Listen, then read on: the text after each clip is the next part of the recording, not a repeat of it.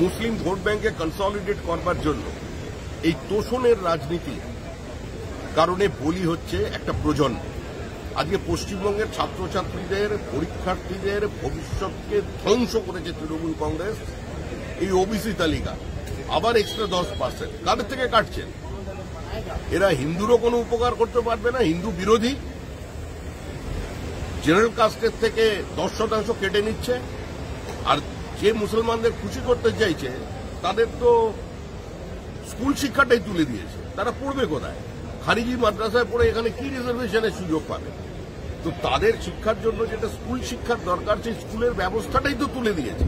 এটা সম্পূর্ণ আইনের কে কাজে লাগিয়ে কখনো সুপ্রিম কোর্ট, কখনো ডিভিশন বেঞ্চের নাম করে যে অচলাবস্থা তৈরি করেছে। আজকে প্রেসিডেন্সি থেকে শুরু করে বিভিন্ন কলেজে ভর্তি বন্ধ হয়ে গেছে, জয়েন্ট এন্ট্রান্সের রেজাল্ট বার করছে না। তার একটাই উদ্দেশ্য যে আরো 10% বাড়াবো ওবিসির নামে, আর হিন্দু ওবিসিরা পাবে না, মুসলিম ওবিসিরা পাবে। তাদের তালিকা সেটাও অবৈজ্ঞানিকভাবে 400টা বাড়িতে গেছে, গিয়ে সম্পূর্ণ তালিকা তৈরি করে ফেলেছে।